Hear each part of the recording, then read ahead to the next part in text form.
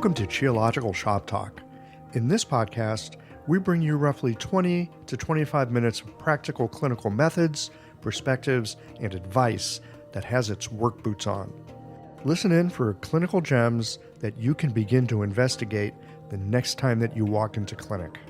Additionally, visit the show notes page for supporting materials from this week's guest on Shoptalk.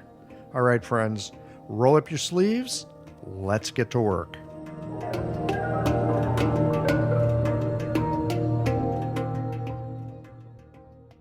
This episode of Shoptalk is brought to you by LASA OMS, your clinic's partner in wellness.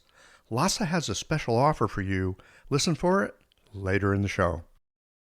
The information shared on this podcast is for educational purposes only and is not intended as medical advice. Always consult a qualified licensed healthcare professional before making any decisions about your health or treatment. The host and guests are not responsible for any actions taken based on the content of this podcast. Hey friends, welcome to this next installment of our series on reproductive health. Today I am delighted to have Naomi Skoglund with us. Naomi is a graduate of ACTCM. She's an A-Born Fellow, a senior member of the Obstetric Acupuncture Association. She specializes in hormonal health, fertility, pregnancy support, pelvic pain, and she's the clinical director at Six Branches Family Acupuncture in beautiful Portland, the other Portland, Maine. Really excited to have Naomi with us today because we're going to be talking about something that often gets brushed to the side, male fertility. Today, we're going to be getting into sperm health is hormonal health, what can be done to help improve men's sperm counts and sperm health in general, in fact, men's health in general, and how Chinese medicine perspectives help male fertility, and the big issue for so many folks, how do you get those guys to come into the clinic? So, Naomi, I'm delighted to have you here. Let's get into this. Thank you so much for having me, Michael. This is a topic I feel passionately about, so I'm really happy to be able to speak about it. First, I just want to name that we are mostly talking about women and men who are in relationships with each other, but all of this would also apply to someone with a known sperm donor, somebody who's acting as a sperm donor as well. So I just wanted to name that because we see a lot of people in our clinic who are coming in with donor sperm from a sperm bank, and they don't have any control over the sperm quality. Occasionally, there are known sperm donors, like a friend or a partner's relative, that all of this information will also apply to. So thank you just wanted to name that. Yeah. You know, anyone who treats fertility knows that typically it's women that come into the clinic, and usually men are very hesitant to come in, or they don't even realize that they would benefit their fertility process to come in. But I think it's important to highlight that optimizing sperm quality is really optimizing health. So it's an opportunity to help men be healthier overall as they age, in addition to supporting the couple's fertility goals. Traditional Chinese medicine offers a way to optimize sperm health that really doesn't exist in Western medicine. So we really have a great opportunity to help men and couples in their fertility process and in their overall health. You know, it's really interesting. Western medicine is great at diagnosing the problem with sperm. In fact, there's a number of things that they can diagnose. They can diagnose it really well. They don't necessarily treat it well. Absolutely. So it's great that we have these measures and diagnostics because we can go in and look at what are the sperm doing, what's the health of them. But in terms of actually Western medicine changing that, it's not so great. But because there's the testing, there's work that you can do, or any of us can do, and then you can go back and retest and look and see what has changed. That's right. Yeah. Or see if the couple then gets pregnant, which is often my experience. They don't go back and test necessarily. The couple ends up getting pregnant. Yeah, which is what we're looking for. Right. So how is sperm health hormonal health? Well, I think many men get a semen analysis as a part of the fertility process. Sperm health is a vital indicator of overall men's health, with poor sperm quality often acts as an early red flag for other issues like cardiovascular issues, diabetes, other issues later in life. So a low or borderline normal semen analysis can be an opportunity to engage encourage healthier lifestyle habits to boost fertility as well as general well-being and longevity. One problem I encounter is that many men get a semen analysis and are told they are normal, and that kind of ends the clinical conversation. But I think it's important to highlight that the reference ranges for these parameters have been lowered over time. So what passed for normal in 2009 is not what's considered normal today. How did that happen? How did what is considered normal change? Is it because the overall population is losing fertility, and so they're just going with whatever is the mid-range? I'm not an expert on that. The answer to that question, I can't definitively tell you. I do think that it was a combination of looking at pregnancy rates, at some research looking at what levels of semen quality were pregnancy across the population. And also, I think with the rise of IVF with ICSI, which is intracytoplasmic sperm injection, so that's an add-on to IVF, I think that has been a factor that has changed what is required from sperm. So Western medicine is excellent at engineering around male factor infertility, but not at improving the sperm quality itself. And I think just the fact of sperm quality has been declining across the population, so their norm references have to be lowered, basically, to account for that. It's an interesting thing. I noticed I was at my annual checkup with my Western doc, and I was just looking at the blood work, and I noticed that what they consider to be pre-diabetic has gone from 100 up to 105. It's like, oh, how did that happen? Right? How is it that 10 years ago, resting blood glucose of 100 meant you had a problem? Now it means you don't have a problem. It's very curious how some of these parameters and some of these numbers come about.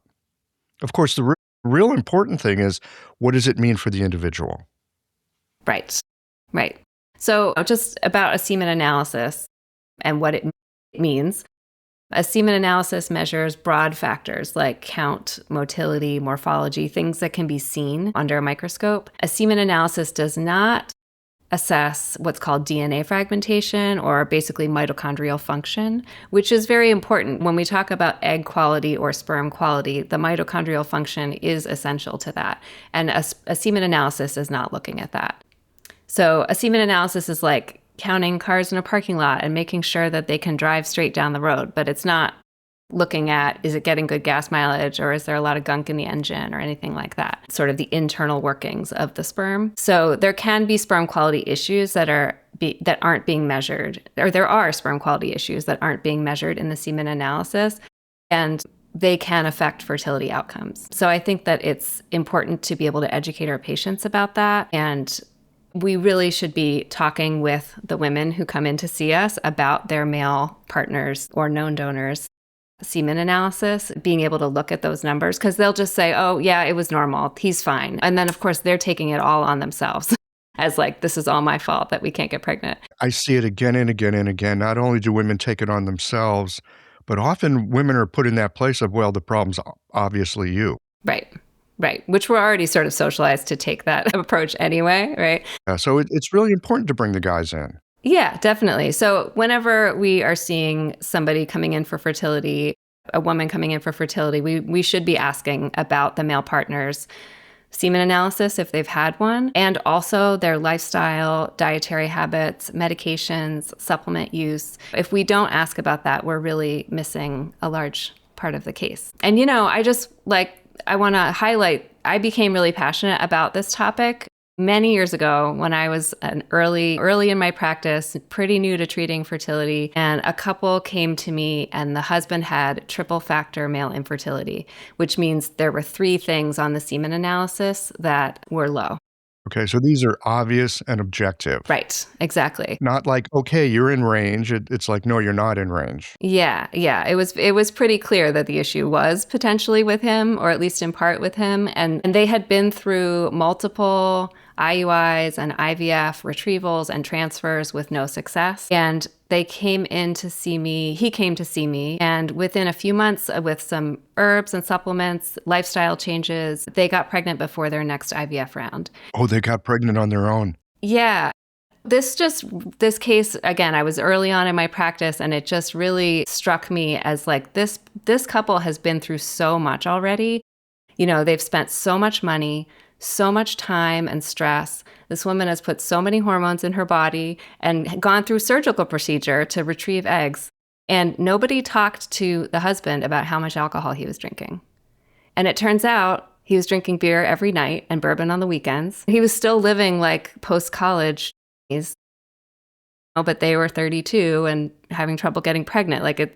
Nobody had talked to him about those kinds of things. And I think the herbs and the supplements were helpful also, but just probably if somebody had talked to him about cutting back on alcohol, that could have made a big difference for that. For sure. So that case was just really like so impactful for me because they had been through so much, and then they were able to get pregnant without going through another round of IVF. Changed the direction of your practice, didn't it? Yeah, definitely. Yep. Fantastic. What are some of the other things that men can do to improve their sperm? Yeah, it's definitely. Sperm quality is affected by metabolic health, so insulin resistance, and that anything in that pre-diabetic range. We're all dealing with environmental toxins, so we all just do our best in that range, in that realm. But heat exposure can definitely affect sperm quality, so not spending a lot of time in saunas or hot tubs. Sleep and circadian rhythm is really important. Stress management is important. And the biggest one that I see that I find talking with people about to be impactful is like alcohol, cannabis, nicotine use.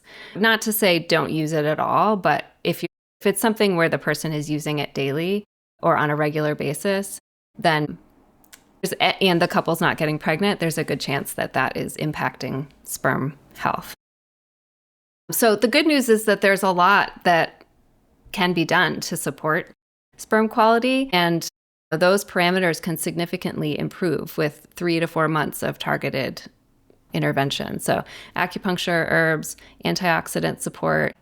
There are some other supplements to support liver function, maybe. It depends on the case, but when you layer all of these together, it can really shift the couple's fertility trajectory.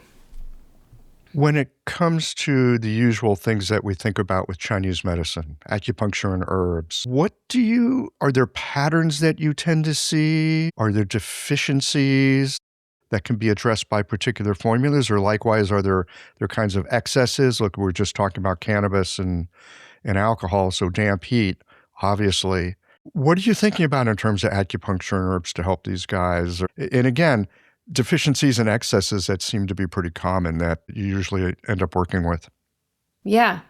Well, first of all, I'll just say for men who are using alcohol or cannabis or nicotine on a daily basis, there's often an underlying issue to address that they're self-medicating with those substances. Not always. Sometimes it is just like, this is how I lived through my college years and my 20s, and this is what I do. But sometimes there are underlying issues to address. Whether they're open to addressing them or not is another question. I think, we're really uniquely positioned to support male fertility as TCM practitioners because we think in these whole body systems and we're looking at things globally. So in TCM terms, we most often see there could be kidney yin or kidney yang or jing deficiencies, but most often it's, even if that is sort of underlying, there's most often lower jiao blood stasis and or liver damp heat. Those are pretty common patterns. But definitely you do see yang deficiency and jing deficiency with men even in their 30s, especially if they have like early balding. Or it's nothing different than the rest of what we do as acupuncturists and herbalists looking at patterns. We're really just looking at pattern differentiation. So I would say lower jiao blood stasis and liver damp heat are the things I am most often kind of like looking out for. But sometimes there's spleen qi deficiency. The damp is a result of spleen qi deficiency. So that's another one that can show up sometimes. Have you got any formulas that you're particularly fond of for that lower jiao blood stasis? Yeah. Well, sometimes just like, again, it depends on the pattern. Could just be like a shui fu ju tang kind of presentation. God, one of my favorites. But there are formulas, like there's one Tong Jing Jian that is like free the jing. Wait, I'm sorry, which one is that? I don't think I'm familiar with it. Tong Jing Jian. Hongjing Jian. Yeah, free the Jing, basically decoction. And there's another formula that's very well researched called Wu Zi Yan Zong Wan. That's a great base for, it's all 5 seeds, as the name states. And so that's a great base for kidney deficiency sort of globally. But I almost always modify it to address heat or blood stasis or dampness, liver processing issues, that kind of thing. But yeah, like I said, it could just be supporting the pattern you see. Maybe it's Bujang Ichitang or a Longdan Shiegantang case. And maybe you're modifying by adding to Sitze and some of the seeds that are in that Wu Zi Yan Zongwan formula, for instance. So What about acupuncture? yeah, acupuncture is great and can be really helpful, especially if men have injuries or for the blood stasis and liver qi stagnation, liver damp heat, especially. I think those men really benefit from the acupuncture side. So yeah, points, the Ba Liao points at the sacrum, other constitutional points to support kidney, spleen, again, pattern differentiation, liver 3, spleen 6, UB23, and Shen also. I mean, I think one thing that's important to mention is that the fertility journey is also stressful for male partners. Even if they don't think there's any, it's their side, it's really hard to see their partner go through maybe miscarriages or just a month after month things not work and you want answers. It can be a frustrating process. So there definitely are Shen and like emotional sides to things for men too.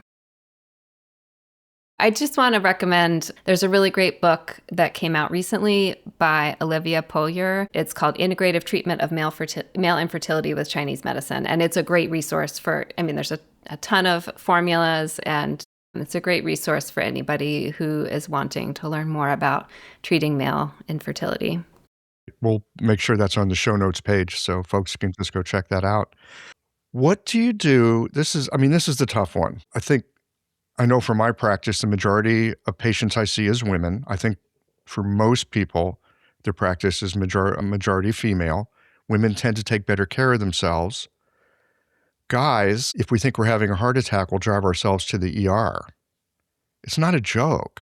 We really, unless things are bad, we're bleeding or in really desperate straits, coming in to get help is just not something that's part of our male habit, let's say. How do you encourage men to come in and get some treatment? And it sounds like you don't need a whole lot of treatment, but even just a little bit is helpful. How do you encourage guys to actually come in? Yeah, well, it starts in the conversation with the female partner, looking at the semen analysis. If there is anything, even if it's normal but sort of on the low side, I will educate the female patient about the situation with DNA fragmentation. I think it's really important to remove any sense of blame or like there being something wrong. Fertility is a shared physiological process. So we're just looking at ways to optimize both sides. A lot of times women come to us and they don't know that there's anything necessarily wrong. They've just received this unexplained infertility diagnosis. And so we're trying to optimize their fertility also. So it's like we're just trying to optimize both sides. That's like the way that I talk about it with my female patients. When men are told that their semen analysis is normal, they understandably think that there's nothing to work on. So unless they're directly told that there's a problem, like they may not see themselves as active participants in the process. And it's hard to then like voluntarily step back into a space where there may be scrutiny or things that they have to do. I think most men really want to support the process and want to be active participants. So yeah, definitely we want to like remove any sense of blame and just focus on optimizing both sides. Fertility is this, like I said, a shared physiological process. And focus on the positive. If the semen analysis is within the reference range, then that's great. Like what we're talking about is optimization, and normal doesn't always mean optimal when it comes to conception. I think that is a really powerful thing to remind people about. Normal does not necessarily mean optimal. Yeah. Right. Like people come to us for painful periods, or they come to us for other things, and we find out, women, that they have some cramps on day one of their cycle, and they think, well, and that is normal. It's very common. All my girlfriends have it. It must be normal. Right. But we can still optimize your period, and it could be less painful, right? So it's the same kind of thing. Like we can be focusing on, normal doesn't always mean optimal when it comes to conception. And the other thing is the financial perspective. Like IVF is very expensive. So whether they're already at that stage or they're still trying at home, optimizing your chances of better quality embryos makes sense from a financial perspective. Even if people go into IUI or IVF, optimizing the sperm quality will help the outcomes of those procedures, even if they do IVF with ICSI. I've had patients go through IVF with ICSI and not get any embryos from the whole process. That's like $15,000 to $20,000 that they just spent on a retrieval process to not get any embryos. And so wouldn't you want to be optimizing as much as possible, even if you're also going to use these Western medical workarounds like ICSI? So, and like you said, the short course of treatment, I've stopped asking men to commit to long 12 sessions or anything like that. Don't ask us to commit. Yeah, I just, so when I talk to the female patients, I just say he could just come in for 1 or 2 sessions so I can sort of we see things. We're looking at things from this ecological perspective, and we see areas that could be optimized that could potentially be helpful. So it's worth him coming in for 1 or 2 or 3 treatments, and I'll give him herbs, supplements, lifestyle. So we can talk about some lifestyle things, and he can just do that for like 3 or 4 months to optimize sperm quality. He doesn't have to keep coming in. Sometimes men do come in and then they find, oh, this is actually really helping me with XYZ thing. And so they keep coming, but oh my gosh, now I'm sleeping. Imagine that. Yeah, but honestly, that's not my goal. Like my practice is really busy. Like I don't need men to come in and fill my schedule with 12. I just want them to get pregnant. I want to help the couple to meet their goals around pregnancy. So, and have a healthy pregnancy. I think that's a really, really wise way to go about it with guys. Come in a few times. We're going to see how it goes. We're going to evaluate, and then go get another sperm count. Go have your sperm checked in and come in for 4 treatments. Do these things I'm telling you might be helpful. Get your sperm checked again. Like, don't take a guess. Don't believe me. Don't believe the treatment. I love encouraging people to be skeptical, especially when they're skeptical. Yeah, right. There's great measures that you have to see if things are different. And if they see a difference, especially if there's been problems, I think that just really gets people on board. Yeah. And I mean, hopefully if they get pregnant before they even get to that point, then they don't even have to go check. Because like I said, the semen analysis doesn't actually look at all of the ways that sperm can be optimized. I had a patient where the husband had a lower back injury. And we had been working with her for a while, and she was pretty healthy, and like there really wasn't anything obviously going on. And I said, maybe it'd be good if he came in for just like 1 or 2 treatments. I'll give him some herbs. And the low back injury had affected his pelvic function in some ways. And so it felt like a significant thing that we hadn't turned that rock over yet. We had kind of done all the other things with her. And he came in, I think twice. I gave him herbs and they were pregnant 2 months later. So, and I'm not saying that happens every time, but it's happened enough where I think, again, optimizing both sides is the ideal, I think helpful. I've found to be very helpful. That totally is within the realm of being reasonable. It takes 2. And again, women tend to be on it a bit more than men. So anything that we can do to help in that regard, especially around lifestyle stuff. When I think back on a number, I don't do fertility as a specialty, but I see people from time to time. Often enough, yeah, a 20-year-old lifestyle at age 30, that makes a big difference when you start having a 30-year-old lifestyle at age 30. Yeah, definitely. It does. Can be really helpful. All right. Naomi, anything else that you'd like to share before we wind down this shop talk? No, I think that we're really uniquely positioned to support male fertility as TCM practitioners because we think in whole body systems and we're looking at the whole body's landscape. And so I think that I would really love to see more awareness about that in both among the acupuncturist community, but also among the broader Western medical community too, that we are a resource for their patients where the semen analysis may be less than stellar. Great. Well, this episode will help in that endeavor. Great. Thanks so much for your time today. Thank you so much. It's great to be here. When practitioners reach for Chai Hu Guizhi Tang or Xiao Qinglong Tang, they need quality that they can trust. Lhasa OMS supplies the herbs your clinic needs to be ready for the cold and flu season. Visit Lhasa OMS to source the classical formulas featured in this series. Use the code REMEDY20 for 20% off your next purchase at lhasaoms.com. Some exclusions apply. See the website for details. That's it for this episode of Shop Talk. Did you learn something that brought a patient to mind? Don't keep a good thing to yourself. Share it with a friend. They'll be happy that you did. And tune in again for our next episode of Shop Talk.